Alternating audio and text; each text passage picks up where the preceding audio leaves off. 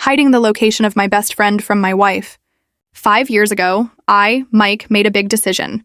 I packed my bags, said goodbye to my family and friends, and moved 15 hours away from my cozy hometown to a bustling city for a new job.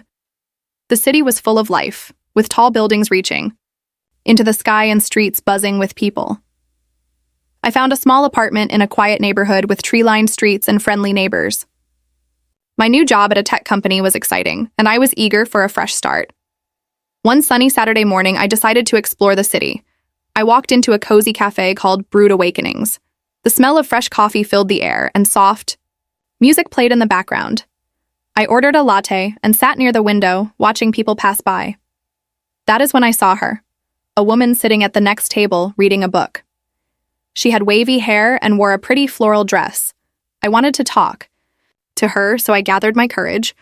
"Excuse me, what book are you reading?" I asked. She looked up and smiled. "It is The Alchemist by Paulo Coelho. Have you read it?" "Yes, I have. It is one of my favorite books," I said, feeling excited. We started talking about books, travel, and life in the city. Her name was Becca, and she worked as a graphic designer. We exchanged phone numbers, and soon we were dating. 2 years later, I asked Becca to marry me, and she said yes. We had a beautiful wedding with our loved ones, and we bought a house in the suburbs. Life felt perfect. A few years into our marriage, my best friend JR came to visit. JR and I had been friends since we were kids. We grew up together, played sports, and shared many adventures. He was like a brother to me. JR loved the city. "This place is amazing, so different from home," he said, looking around with wide eyes. One evening, we had dinner at Becca's parents' house. That is where JR met Becca's sister, Maggie. Maggie was a single mom with a 5-year-old daughter named Lily. Lily's dad, Tom, shared custody and was very involved in her life. Maggie was funny and charming, and JR liked her right away. They talked and laughed all night, and it was clear they had a special connection. JR and Maggie started spending more time together during his visit. They went on dates, and JR even played with Lily. It was sweet to see them together. When JR's visit ended, he did not want to leave. "Mike, I think I am falling for Maggie," he told me one night. I smiled. "Then do not let distance stop you. Maybe you can move here." JR took my advice. He found a job at a marketing firm in the city and moved here. He and Maggie started dating officially, and everyone was happy for them.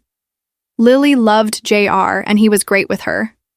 It felt like our families were growing closer. About a year ago, JR and Maggie decided to live together. Maggie had been staying with her parents because she could not pay rent on her own. Moving in with JR seemed like a good idea. They found a cozy 2-bedroom apartment in a nice area. JR brought most of the furniture and things they needed because he had more money saved. For a while, everything seemed wonderful, but then something terrible happened. One evening, JR called me, sounding upset. "Mike, I need to talk to you." "It is urgent," he said, his voice shaking. "What is wrong, JR?" I asked, worried. "I found out Maggie is cheating on me," he said, starting to cry. "What?" "How do you know?" I asked, surprised. "I saw messages on her phone. She has been seeing someone else," he explained. I could not believe it. Maggie seemed so happy with JR. How could she do this? JR was heartbroken. He felt angry, sad, and lost. He did not know how to talk to Maggie about it, but he also could not stay living with her. "JR, you need to take care of yourself. Maybe you should move out," I suggested. "But where would I go?" "I cannot afford to break the lease," he said. That is when I had an idea. Becca, Maggie, Lily, and my mother-in-law were planning a trip to visit my mother-in-law's mom in a few weeks. They would be gone for 2 weeks, which gave us time to help JR. "I have a friend from work who has an empty rental house. You could stay there for a while," I offered. JR looked hopeful. "Really? That would be great, Mike. Thank you." I called my work friend, and he agreed to let JR stay in the rental house for a low price. It was a small house with a garden full of colorful flowers, 2 bedrooms, and a comfy living room with a fireplace. Over the next few days, JR and I packed his things. Since he owned most of the apartment's stuff, it took a lot of work. We rented a truck and moved everything to the rental house while Maggie was at work. Before leaving, JR wrote an email to Maggie. He told her how he found out about her cheating and how much it hurt him. He said he was moving out and left a check to pay his share of rent and bills until the lease ended in March. He also told the landlord he would not renew the lease. JR sent the email and moved into the rental house. He was safe, but he was still very sad. When Becca and the others came back from their trip, Maggie read JR's email. She got upset and called JR many times, but he did not answer. Then Becca called me. "Mike, what is going on? Where is JR?" she asked, sounding angry. I took a deep breath. JR found out Maggie was cheating on him. He was so hurt that he moved out. He is safe, but I will not tell you where he is. Becca was mad. "How could you help him leave without telling me? Maggie is my sister. You should have told me." I promised JR I would keep his secret. "He needs time to feel better," I said. "But we are married. You cannot hide things from me, especially about my family," she argued. "I know it is hard, but JR is my best friend. He trusts me, and I have to help him," I said. Things got tense at home. Becca kept asking me to tell her where JR was. She begged and even threatened me, saying it could end our marriage. One night, I caught her trying to use my phone to call JR, pretending to be me. I was shocked and changed my passcode so she could not do it again. Soon, Maggie and my mother-in-law started calling and texting me, asking where JR was. I told them he was safe, but would not say more. This led to a big fight with Maggie. "You are hiding him from us. Tell me where he is," she yelled. "He does not want to see you after what you did." "I am respecting his wishes," I said. Maggie said mean things, and I told her she could not come to my house until she said sorry. She refused, so I had not seen her or my in-laws for over a month. Then, Becca accidentally told Maggie that I knew where JR was. This made Maggie and my mother-in-law bother me even more. They called me names and said I was ruining their family. I stayed calm and kept JR's secret. Eventually, I blocked their numbers to stop the calls. Around this time, another problem started.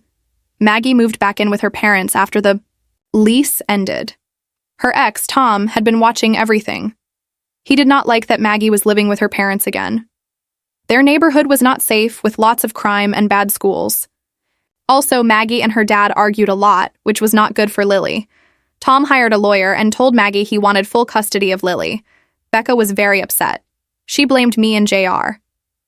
"If you had told me JR was leaving, we could have kept Maggie in the apartment. Then Tom would not be doing this," she said. I tried to explain. "Becca, JR had to leave because Maggie hurt him. It is not our fault Tom is trying to take Lily. Maggie made her own choices." But Becca was too worried about her sister to listen. She felt stuck between helping Maggie and being mad at me. While all this was happening, JR was starting to feel better. He was living in the rental house, working from home, and talking to a therapist.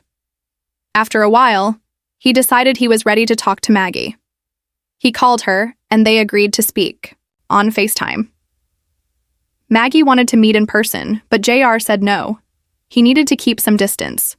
During their call, Maggie said she was sorry and asked JR to come back, especially for Lily. "Please reconsider for my daughter," she begged. JR shook his head. "Maggie, you broke my trust. I cannot be with you after that. Using Lily to make me stay is not right. She deserves a happy home, not one full of lies." Maggie got upset and started shouting. JR ended the call and decided he would not talk to her again. Back at home, I was in a tough spot. My marriage was shaky, and I had not spoken to my in-laws in weeks. I was also worried about Lily. One night, I knew I had to talk to Becca. "Becca, can we sit down and talk?" I asked, sitting next to her on the couch. She looked tired. "What is there to say, Mike? You picked JR over me." "I did not pick anyone over you. I helped my friend when he was hurting." "That does not mean I do not love you," I said. "But you kept it from me." "How can I trust you now?" she asked. "I am sorry it hurt you. JR asked me to keep his secret and I had to help him. He has been there for me just like you have," I said. Becca thought for a moment. "I get that, but it is hard when Maggie is suffering too." "I know. Maggie made a mistake, and now we are all dealing with it," I said.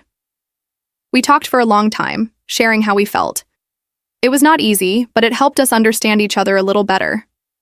Meanwhile, JR was getting used to the rental house. He liked the quiet and spent time in the garden planting flowers. One day, I visited him.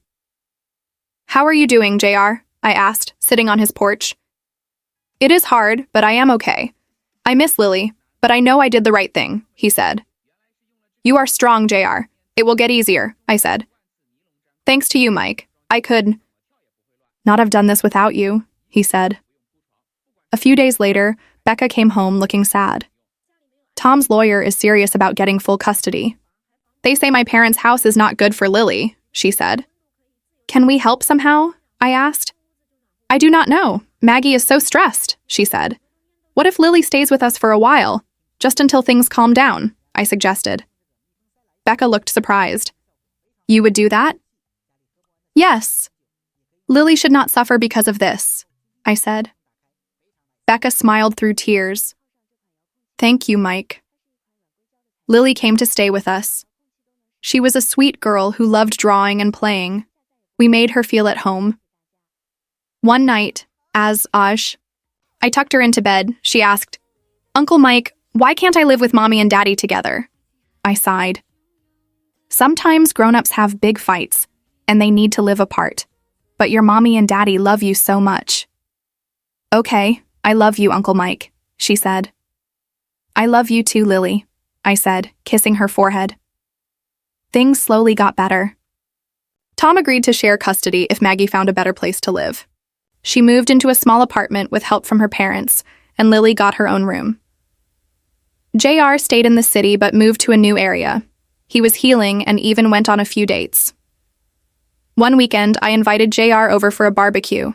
Lily was with us, and it was nice to see them together again. As we cooked food, Lily ran around the yard laughing.